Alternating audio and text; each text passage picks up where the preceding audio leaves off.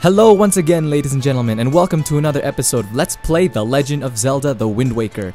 In the last episode, we played hide and seek with Ivan and a few of the other killer bees, and it was a lot of fun. I mean, I had fun. Did you guys have fun? Did you guys have fun watching that, playing hide and seek with them? Actually, honestly, it wasn't that fun. But anyway, we got a heart piece from them, and that is what is important.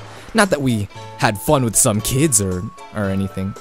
I'm just kidding, that was a joke. Finally, after 2 whole episodes, we are going to be able to finally set sail to our first destination. This will actually be our first sailing trip, so yeah, aren't you guys excited? I'm excited. So, let's go ahead and check with the King of Red Lions. Actually, he already spoke to me in the 2 episodes back? Yeah, so let's go ahead and equip the sail because we are going to need that, of course. So, all you gotta do is stand next to him, press A to get in. And like he said, that arrow indicates wind speed, or wind direction, excuse me. So you can just press the sail button to go ahead and start setting sail, I guess. So our first destination is that island down there. Let me go ahead and check my telescope. That island over there. That is called... you'll find out when we get there. Let's keep it a surprise. How's that? Oh, and by the way, before we head over to that big island over there, we're going to head and stop at one island. And I believe that this is it. This is called the Paw Print Isle. And we can also collect a few things from here, so why don't we go ahead and do that before we head over to that big, special island that this boat wants us to go to. So yes, to put away your sail, just press A. And I think this is a decent place to get off. So this is called Paw Print Isle, I believe. We need to get inside this little area. And as you can see here, there is... If you cut the grass, it'll reveal a little area. So just go ahead and press R to crouch. And we will jump into this little hole. What is in store for us inside this little area? What is in store? Let's go ahead and see. You know, I'm not really sure if I found this place during my first run-through of the game when I first got this, but okay, these are called choo-choo. In other games, they're just called chew, but here, for some reason, they call them choo-choo. But they're relatively easy. They're pretty easy. So, you can actually collect an item from them called a red chew jelly, which is this little item right here. You got some red chew jelly, keep it in your spoils bag.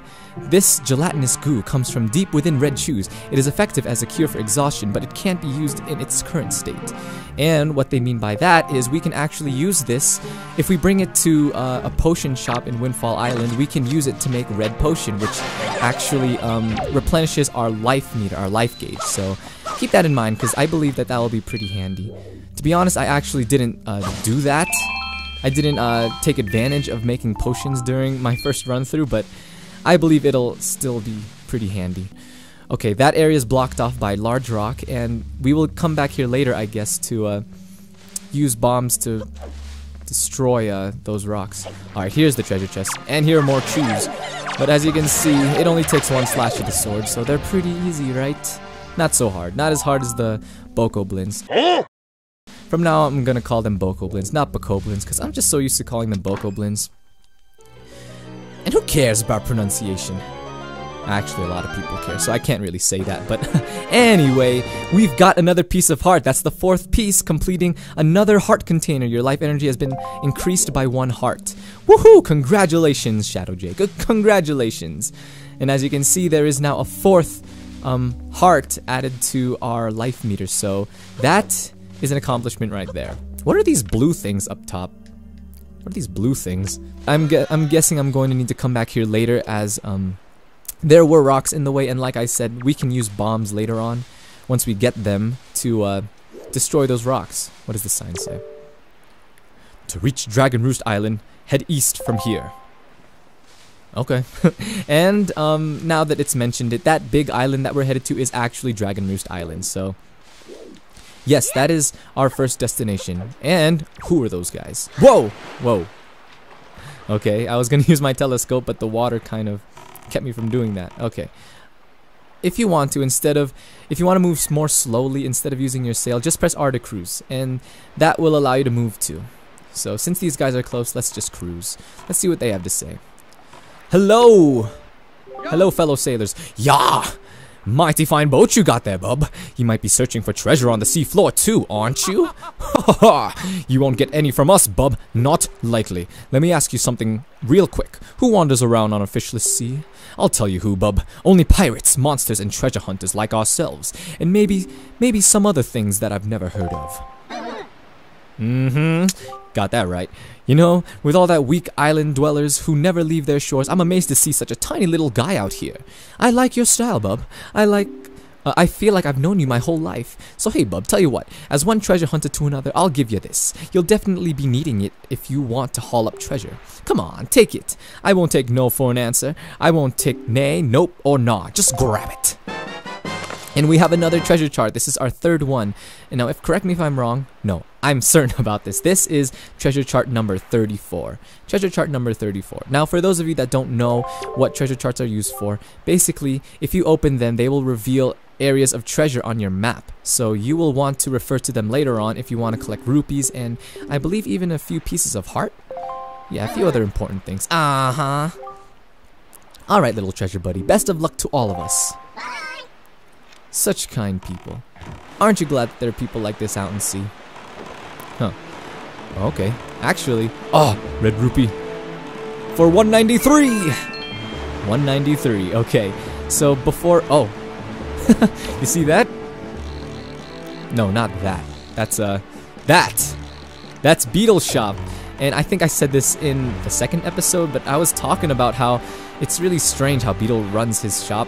He kind of just travels across the ocean, but like those guys said, not many people leave their island, so I don't know how he does business. It's not really a wise business decision to go ahead and sail across the ocean when not many people sail across the ocean. So, but then again, there are those bokoblins. See that little raft over there? That raft, there is a bokoblin on there, and I don't know what he does. He kind of just drifts, and here's some bokoblins. Aw, man. Let's have a little fun with these guys. Let's see if I can just move a little quietly. Just a little quietly. Pick up the jar. And take your aim. And then... Oh, there he goes! Farewell. See what I did to your friend? Now that I think about it, why am I killing these guys? This is their turf, right? I mean, I kind of just... Treasure chest. That's why I did it, for a treasure chest. It is not, that is not ethical, Link. It's not very good. A red rupee? That, ladies and gentlemen, is what I call a waste, because I can only fit 5 more rupees in my wallet anyway, so... Drop! So, I believe that that is all that we have to do before setting sail to Dragon Roost Island, so why don't we just go ahead and make our way to that big island. Now, like I said in a previous episode, people speculate that Dragon Roost Island is actually the peak of what was before Death Mountain. Now, Death Mountain was found in many other Zelda games, including Twilight Princess and Ocarina of Time. And, like it said at the beginning, the so-called gods, I guess, decided to flood Hyrule because of the evil that was filled within Land of Hyrule. So, there were some areas that weren't completely submerged, and in this case, people believe that this is the peak of Dragon Roost. Excuse me, that Dragon Roost Island is the peak of Death Mountain, so that it wasn't completely submerged here. Forgive me if that wasn't clear. There, on the horizon, that is our destination, Shadow J. Dragon Roost Island. Dragon Roost Island. And there's Beetle's shop. How did he get there? Unless there are multiple Beetles, which honestly I think there are. Unless the game's just kind of being weird like that. High atop this island's peak lives the spirit of the skies, a great dragon by the name of Valoo. You must go see this dragon and request from him a jewel called Din's Pearl. Ask the people of Rito tribe who inhabit this island about how to see the dragon. I can do that. Oh, I almost forgot. Wait just a moment. This is the Wind Waker. As the title of the game goes, it is a baton of sorts that was used long ago when the people played music in prayer to the gods. In those days, simply using it allowed one to borrow the power of the gods, but I do not know if it still works now. Even so, I thought it might be of some use to you. Perhaps you should try using it. I'm just wondering how we got a hold of that in the first place. First, conduct in 3/4 time. Do not touch the control stick. Just try to match the rhythm by tilting the C stick up, down, and right. Alright, lesson in music. No, no, no. Okay, so all you want to do is just match the timing. Up, down, right. Oops. Sorry. Up, down, right. There you go. Very nice, that was splendid. Next is 4/4 time. For those of you that aren't musicians, this is 4/4 time and 3/4 time are both real musical terms. So I find it rather interesting. The Legend of Zelda tends to implement a lot of music into the games, and I really appreciate that. I think it's pretty cool. Okay, so up, oops, up, right, left, and down. There we go. That's it, Shadow J. That was not bad for your first time using the Wind Waker, not bad at all. You can also conduct with it in 6/4 time by tilting the control stick to the right. You would do well to remember that. And I will. I've got to remember it. You received the legendary Wind Waker by using this magical conductor's baton. You can borrow the power of the gods and set it to Y, Z, or X just like any other item. Don't tilt the control stick to conduct in 3/4 time. Hold. Okay.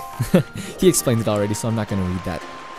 We don't need to spend any more time reading that. Okay, so let's make our way to the... Oh! Okay, let's make our way to the Rito tribe, the boat that the King of Red Lions wants us to talk to. So these are called bomb plants, and for now, before we get the bomb bag, we are going to use them to blow these rocks up. Throw! See? I've got good timing. I've got good timing.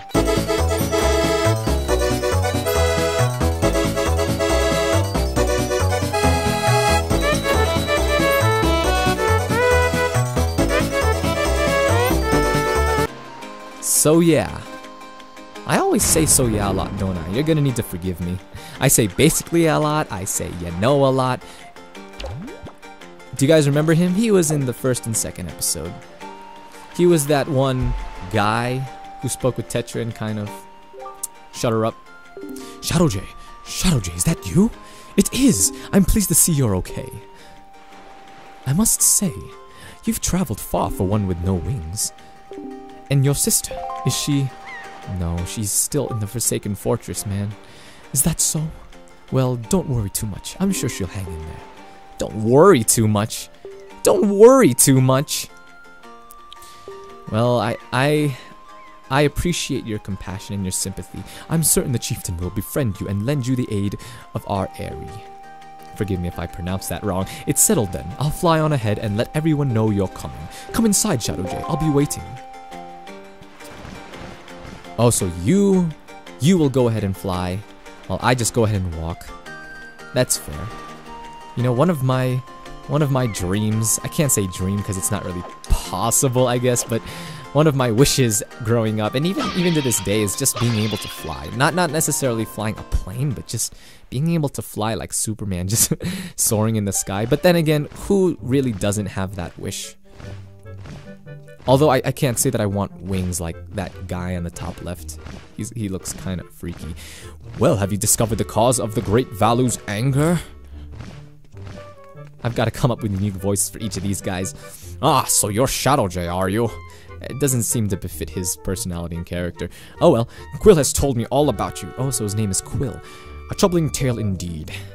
I insist that you let us know if there is anything we can do to help you. We shall do everything in our power to assist you. Thanks.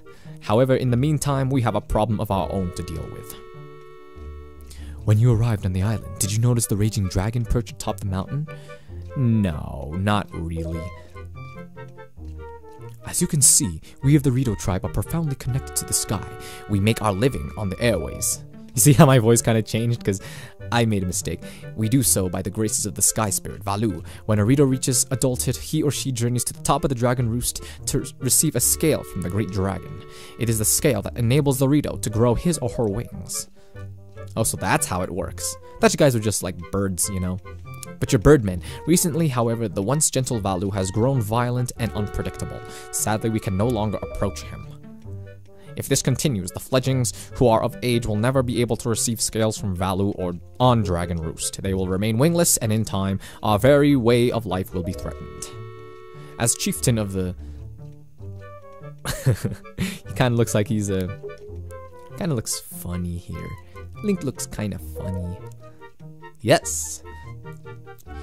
I said yes, and I'm not even sure what he said because I was so busy looking at how funny Link was. I feel certain that Prince Kamali would open his heart to him and speak freely of his fears and worries. Okay. That may be. So you think that this young prince is going to open up to me? A person that he's only just met, and he's gonna vent to me? Sure. I buy it. I buy it. Will you meet with my son?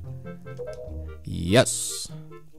I thank you. We shall do our best to solve our problem as quickly as possible so that we may better help you with yours.